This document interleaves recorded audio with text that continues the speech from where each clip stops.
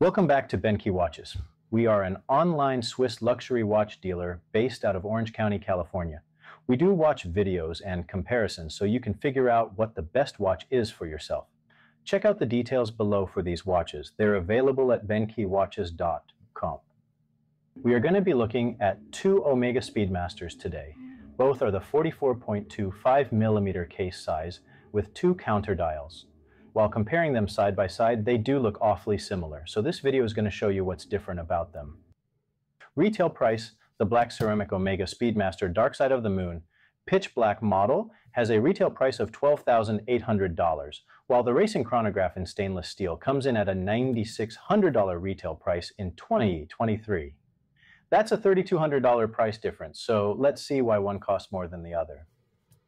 Material: the Dark Side of the Moon models are made from a ceramic zirconium oxide. It's 2 times lighter than stainless steel, and you can definitely feel the weight difference.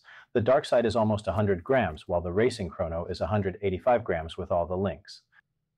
A lot of the cost difference comes from the production of the ceramic case. I'm sure there's a lot of hours dedicated to cutting and polishing of the ceramic parts.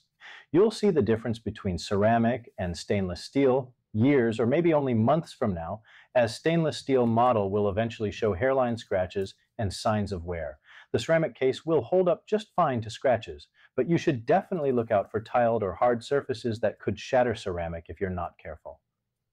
The watches are both 15 millimeters from front to back, which sounds like kind of a thick watch. The case seems to balance it out on your wrist, though, and it doesn't feel too overwhelming. The 50mm lug-to-lug, or top-to-bottom, is a great fit for my 6.5-inch wrist. These watches are surprisingly wearable on my wrist. I would normally consider up to a 41mm or 42mm max, but the way the case is shaped and sits on my wrist feels great, and it's not too bulky. Lug width is 21mm for both watches, and I think I would prefer to wear both of them on a strap rather than a bracelet. The Dark Side is already a really easy watch to just pop on and go. The Racing Chrono with this white dial has a great contrast with the rest of the watch, and a black leather racing strap would go well with it. By the way, like all Speedmasters, these watches have a 50-meter depth rating, so it might be okay for in the pool or light water activities, but I wouldn't take it diving or submerge it for long periods of time. If you want to wear the Racing Chrono on its stainless steel bracelet, it feels really good. The bracelet drops right down from the lugs that it's holding and keeps the watch flush with your wrist instead of creating a gap. The watch will feel lighter after you remove some unneeded links. The fold-over clasp isn't bulky, but I believe that Omega should start considering a tapered version of this bracelet. It would definitely shave down the weight on this watch. It still feels solid on the wrist though, so it's not a deal breaker. The leather strap would be a good answer if you want less weight and taper. The layout of the dials is easy to read on both, but there is more contrast in the white dial with semi-black counters at the 9 and 3 o'clock positions. The Dark Side dial is still pretty easy to read, considering most everything is black in the watch with the exception of the text. The dial and the bezel light up when you shine a UV light on it. You're only going to see lume on the dial and hands of the racing dial.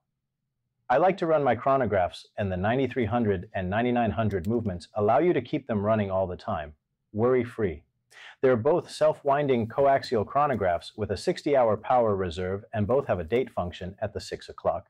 The difference is that the 9300 movement in the Dark Side is a COSC-certified watch movement, and the 9900 caliber movement is METAS certified. That means it's on a higher level of accuracy, which is certainly respectable. The chronograph pusher on the top starts and stops the chronograph, while the bottom right pusher will reset the hand back to the 12 o'clock position. The crown pops out twice with the first position, adjusting the hour hand and date. This is also known as a semi-quickset. The date will turn after every 2 cycles around the dial. The second position on the crown allows you to adjust the minute hand. So which one would be a better pick for me? Well, if weight was important to me, then I would lean towards the Dark Side Speedmaster. It's also the more subdued of the two watches. The stainless steel Racing Chronograph has this beautiful white dial. It's a better looking dial than the other stainless steel models, and it pops. The orange racing accent on the tip of the hand, along with this orange Speedmaster text, makes this a really sharp looking chronograph. Which one of these Speedmasters would you pick? Do you think they're too big? What would you change about either of them to make it a good fit? Let me know in the comments below. Thanks for watching. If you like this video, please like and subscribe to see more videos like this one. This is Benkei Watches.